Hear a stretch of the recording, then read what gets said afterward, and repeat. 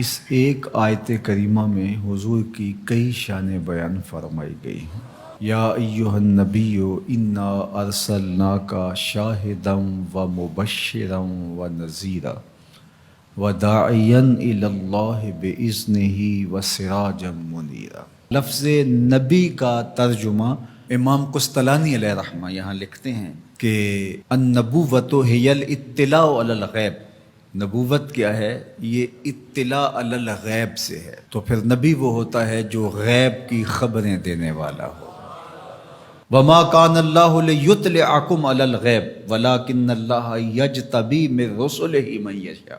یہ اسی کی شان ہے، غیب وہی جاننے والا ہے، لیکن وہ رسولوں میں سے جس کو منتخب کر لے، جس کو چاہے وہ علوم غیبیہ سے نواز دے۔ تو دو لفظ قرآن مجید میں استعمال ہوئے، الا من ارتضی من رسول، رسولوں میں سے جس پر وہ راضی ہو جائے، ولیکن اللہ یجتبی من رسلہ من یشاء، وہ رسولوں میں سے جس کو منتخب کر لے۔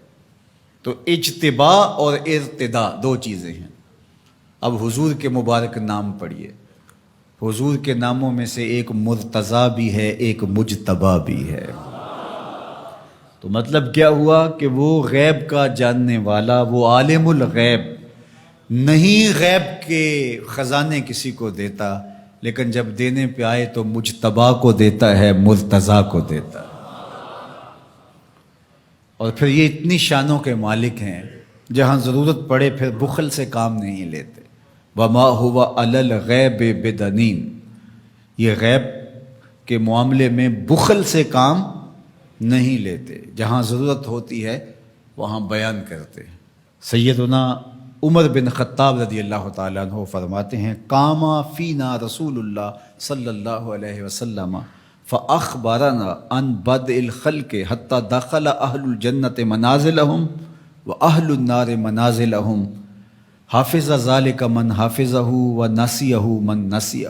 کہا ایک دن حضور کھڑے ہوئے مجمع اصحاب میں، اس کائنات کی ابتدا سے انتہائے کائنات تک، یہاں تک کہ جنتی جنتوں میں چلے گئے اور جہنمی جہنم میں چلے گئے، کوئی شے نہیں جو حضور نے چھوڑی ہو، سب حضور نے بیان فرما دیا۔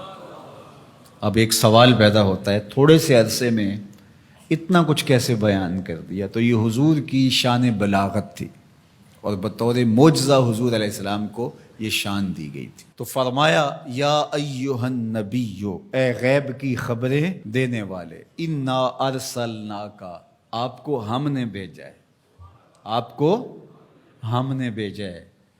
یار آپ کسی کو بھیجیں اور اس کی کوئی عزت نہ کرے تو آپ کہیں گے تم ہوتے کون ہو، اس کو ہم نے بھیجا تھا۔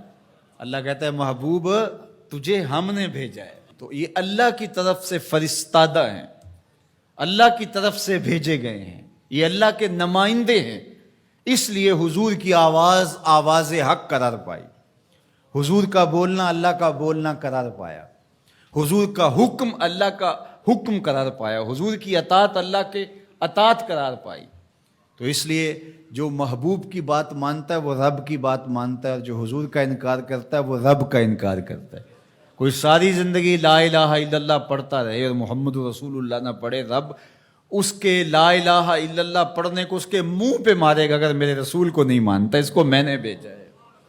تو کہا انا ارسلناک شاہدا و مبشرا و نذیرا، آپ کو شاہد بنا کر بھیجا ہے، آپ کو مبشر بنا کر بھیجا ہے، آپ کو نذیر بنا کے بھیجا۔ شاہد کا کیا معنی ہے؟ اتفاق تو ہوتا رہتا ہے مجھے بھی آپ کو، جب کوئی فوت ہو جاتا ہے تو جنازہ پڑھتے ہیں تو کیا اس میں بولتے ہیں اللہم اغفر لحینا و میتنا و شاہدنا و غائبنا، اللہ جو حاضر ہیں انہیں بھی بخش دے، جو نہیں آئے انہیں بھی بخش دے۔ تو شاہد کا کیا معنی ہوا؟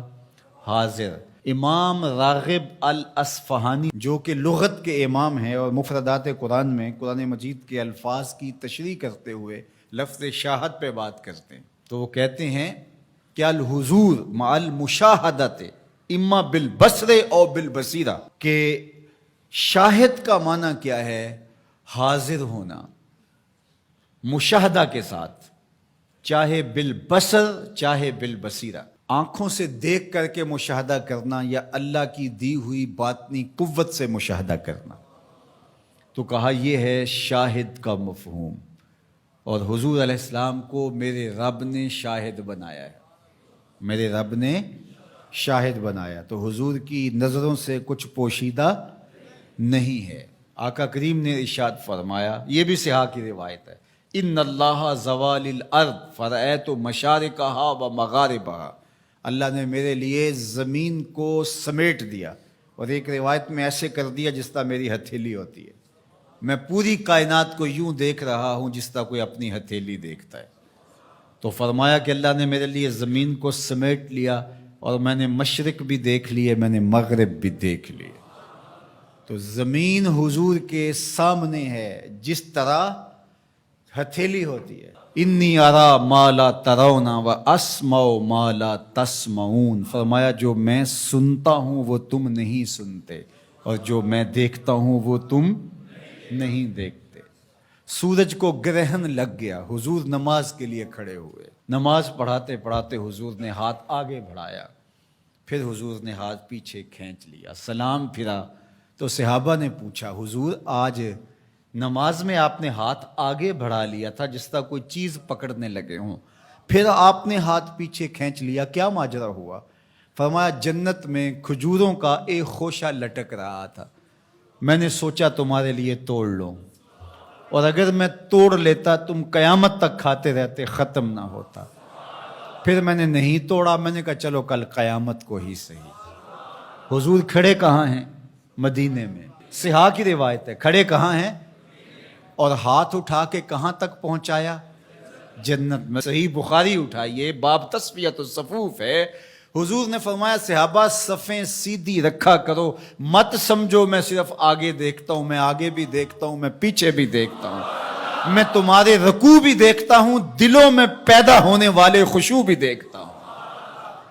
اے فروغت صبح آثار و دہور، چشم تو بی نندائے ما فی الصدور، انا ارسلناک شاہدا، محبوب ہم نے آپ کو شاہد بنا کے بھیجا، و مبشرا، ہم نے آپ کو مبشر بنا کے بھیجا، خوشخبری دینے والا، نیکوکاروں کو جنت کی بشارت دینے والے، اہل ایمان کو اللہ کی رضا کی بشارت، جنت کی بشارت دینے والے، یہ حضور کی شان ہے۔ پھر فرمایا و نذیرا، ڈر سنانے والا، کفار کو، عاصیوں کو، بدکاروں کو، اللہ کے نافرمانوں کو جہنم کے عذابوں سے ڈرانے والے، یہ نبی کی شان ہے، نبی مبشر بھی ہیں اور نذیر بھی ہیں۔ وَدَاعِيًا إِلَى اللَّهِ بِإِذْنِهِ، اور اللہ کے اذن سے اللہ کی طرف بلانے والے، اور جس طرح میرے حضور نے بلایا ہے، یہ تاریخ کا انوکھا باب ہے۔ وَسِرَاجًا مُنِيرًا، روشن آفتاب بنا کر کے جس کے جلووں سے ظلمتیں دور ہو گئیں۔ حضور حصی اعتبار سے بھی سراج منیر ہیں، اور معنوی اعتبار سے بھی سراج منیر ہیں۔ معنوی اعتبار سے اس طرح کہ ظلم، شرک، کفر کے اندھیرے حضور کے آنے سے مٹ گئے، ناانصافیاں ختم ہوئیں، اور حصی طور پہ حضور کے مبارک بدن سے نور نکلتا تھا۔ تو ذرا اس آیت کریمہ کو دیکھیے، ایک آیت میں حضور کی عظمتوں کے موتی پروئے ہوئے۔